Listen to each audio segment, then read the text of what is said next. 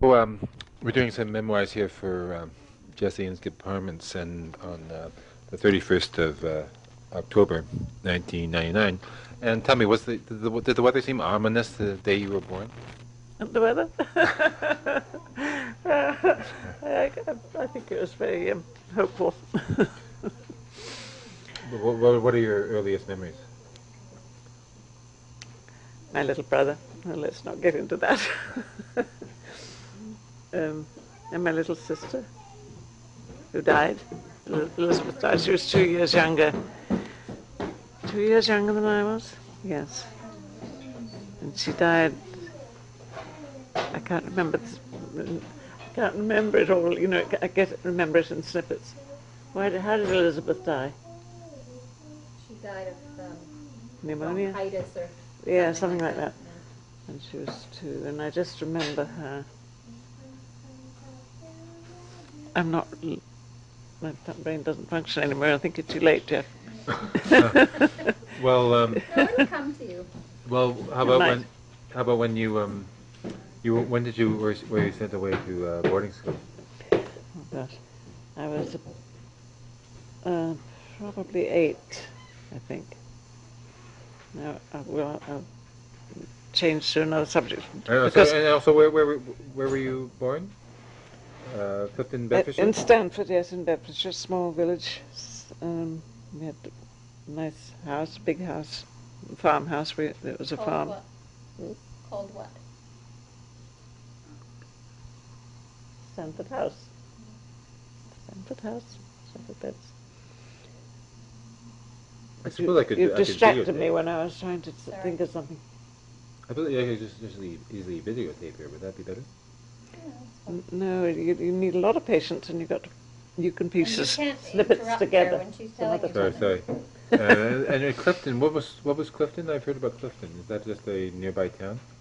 The village. They're all villages. Yeah. Stanford was a village. That's where we had our farm, and we were in the only big house in Stanford, and there was a big farm. And my father started electricity. He had a whole house on the farm where he made this electricity. It was all wires and everything all over the place, and it was in a place at the end of the farm. And there was no electricity for a long time except in our house. And he was very interested in that kind of thing. Amongst other things, I'm going to get on to other subjects, but he was very interested in astronomy, and he had an enormous telescope, brass I suppose it was, and it was the most exciting thing. We weren't allowed to touch it very often, but he used to talk a lot about all the planets and everything that went on in astronomy, which was wasted on me, but I think Jean remembered quite a lot of it. And he was always up at the window, John's bedroom window, looking out at the various things that were happening. John being your brother. Hmm? John, I'm just saying this for the sake of John's the my brother, tape. yes. John being your brother that Yes, died yes, last exactly. week. Yeah. Yes, that's true. Yes. And Jean, Being your older sister. yes, she was 8. She was sent off. It's all right. But you won't make much sense out of this. But Jean was sent to school when she was 8, boarding school. And at that time, what was I? 4, and that was just when John was born. So John and I became very great friends, of course, because we were alone, and Jean was gone. She was in boarding school, which at 8. So Jean really felt throughout her life that she never knew John. I mean, he was just that baby that was at home, you know, but she was never friendly with him as much until much later in life. But John and I were just very great friends all the time. And so Jean only sort of got to know him when he was an adult. But we had a lot of good times, John and I. Little things. He had diphtheria at one point, and he was taken off to the, what do they call those hospitals that nobody can go into, the infectious hospitals. Quarantine? Or?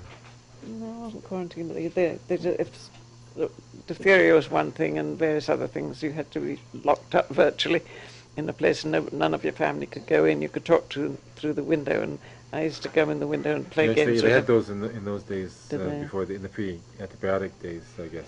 I guess after antibiotics, there was less.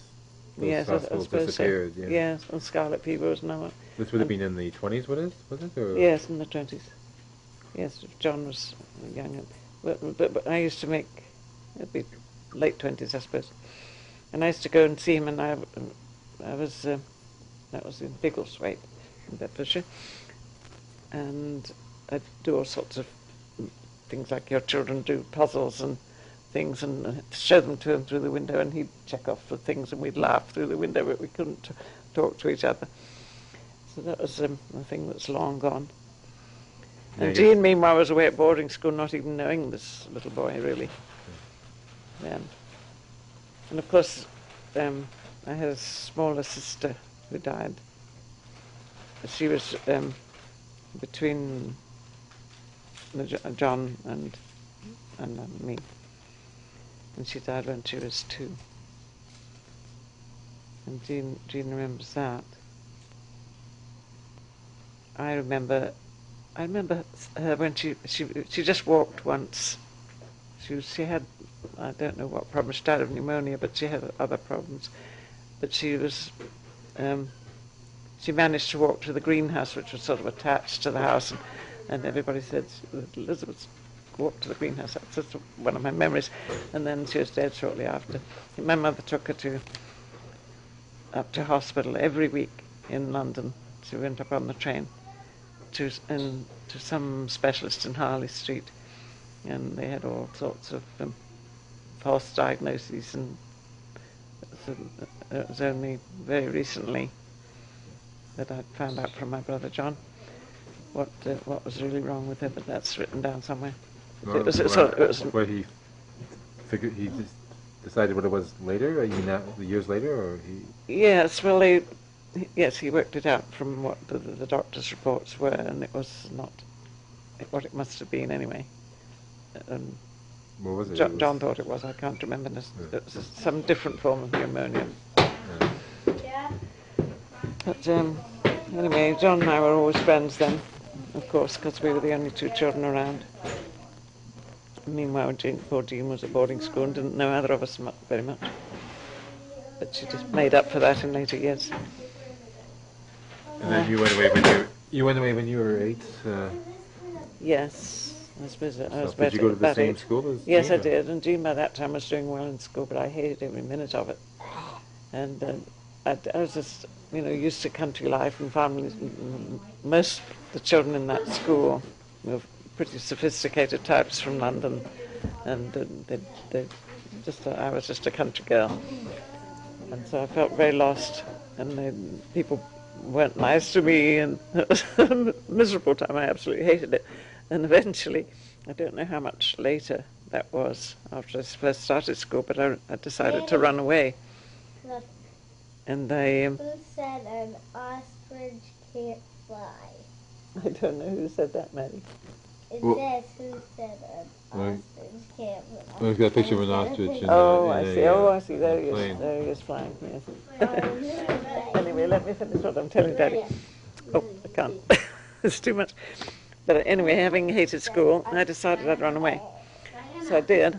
How old were you? I must have been 8 or 9, I suppose. And I just hated it, and I thought I'm going to go home. So I set forth, and it was a rainy evening. I thought nobody will notice if it's the night and it's dark. And off I went, and I wandered through the woods, and I didn't know what to do, obviously. And I sat down under a tree for a while and just felt miserable. And then I heard sounds of trampings of people all around, and so I just kept very quiet. But eventually they found me, and there was great to do about it. And from then on, everybody was very nice to me, so it paid off. But I can remember it still, the misery of it, gentle rain, and I'm in a pile of wet leaves under a tree, and it's late at night. Yeah, it was And cold, I guess. It wasn't very nice at all. But that's the story of my school life. But then But my sister later on was a prefect, and I was younger, and she didn't actually become head girl, but one of her friends did, and they were the what's the expression for people that work? I can't remember, but they were both very good students. And She and her sister, and I was never particularly good, and I left as soon as I could. left school or Left school, yeah. You know, got my school certificate there, you know, the Cambridge school certificate, so you're allowed to leave then when you got that. that's like And another, is that equivalent to high school or yes, yeah. yeah. But then another memory from school days, I don't know how we got onto this subject, is the art class. We had to go to art at that point, and I had no idea how to do it. And the teacher said, well, you're absolutely hopeless, leave my class. So these days they would have tried to teach you something. They didn't then. If you could do it already, that was fine. But so I felt very miserable and useless. This was still at the same boarding school. Same boarding school. What was it called? Queenswood. It was near Hatfield in Hertfordshire. And we used to go up to London occasionally as a treat. And Jean used to go up to London a lot because she she was in the school orchestra, and what was she playing? I can't think. Clarinet, was it? And she went up and played in London, in the Queen's Hall in London, which got bombed in the war and no longer exists. But she did very well in that. And I can remember one little achievement of mine. Tennis. I won a tennis tournament. And we played at that time. We had the the winners in tennis every year, the champions, I suppose, at Wimbledon every year. You know, the famous people. And as they got older, they came to the school. They did, yes. As they got older, quite often, and they would teach when they were past Wimbledon, but they would teach tennis. Right. And so that was Mrs. somebody Chambers. It's in all the encyclopedia. Margaret Chambers? No, it was a hyphened name, but I forget what it was. And I got into the finals. I didn't win, just at school, I mean. Yeah. But they were fairly good at tennis because having a teacher like that, they were rather proud of their tennis achievements. So that was the best thing I ever achieved, I think. But I played the organ then after that. I took organ lessons, of course, because my mother was an organist. And I played. Every morning we had prayers in the great hall, and they started off with a hymn and ended with a hymn before the prayers, and then off you went to work. But I played the organ for that, and then I had quite a long organ history. How old were you then? Oh, what would I be? 15 or something. And in the summer, we had to do something. We either had to dress a doll, very elaborate things you could do, which I was no good at that. Dress a doll for what? For school? Yes, then it was given to a charitable organisation in London that they did things for. But you got the best sewing and everything. I got the prize for that. Wasn't me. But I actually got a prize for the school. You had to in the summer holidays learn something, whatever instrument you were doing at the time. And I was learning piano, and I got good marks for, forget what the piece was anyway, when I got back. And then that's when I started doing organ lessons for the school. And later on I became a sort of part-time organist at the church at Shefford where we went. And I played at weddings and funerals and all sorts of things. Is this still while you were? No, not at school. Then. Oh, later. No, later on, yes. I played at quite a lot of funerals. and then you took nursing training? Yes. That was all about the same time I went to Bedford High School because I was so miserable. They let me out of Queenswood. I hated it so much, and having run away, it achieved its aim. I didn't realise that you left Queenswood. No, I got my school certificate. I got, it's okay to leave then. Equivalent of like grade 13 or something here? Yes, I think so. But no, probably grade 12. I don't know. But it was. And then you did a year at Bedford High School? Yes, I did a year at Bedford High School because I was so fed up with school. And so they said, well, you can leave, but you've got to go to some school. So I went to Bedford High School and did domestic science, if you please. And Bedford High School, that I was immediately opposite the... Which is what we would call a public school here, I guess, for yes, everybody. I think it was probably, yes, it was. Yeah. But they're not quite like these. But right opposite Bedford High School was the county jail. It was a big jail. and in the classroom where I was, these prisoners would spend their time looking through the tiny little windows, sort of shouting down to all these girls busy cooking and doing things in the school. So I remember that, and my friend Ruth, who I've Was it just for a girls' school? Was it just for... Oh yes, just girls. Bedford High School? Bedford High School. Well, there was Bedford Modern School and Bedford High School. They were both girls' schools. And then there's, what was the boys' one called? So they completely separate high schools for boys and for girls in those days. Yeah. But this is the one that was open to all students. Yes, to anybody, yes. yeah. Yes, Georgina went to Bedford Modern School, Bedford High School. And in my class was Ruth Barrington, who I stayed with this last summer. Ruth, my friend Ruth. And that's how I met Ruth. And then we went on to do nursing together, Ruth and I, So where did you study nursing? in Cambridge. Cambridge University? No.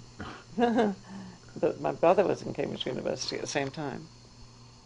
So I used to go over to, he was at Queen's College, and I used to go over and see him there sometimes.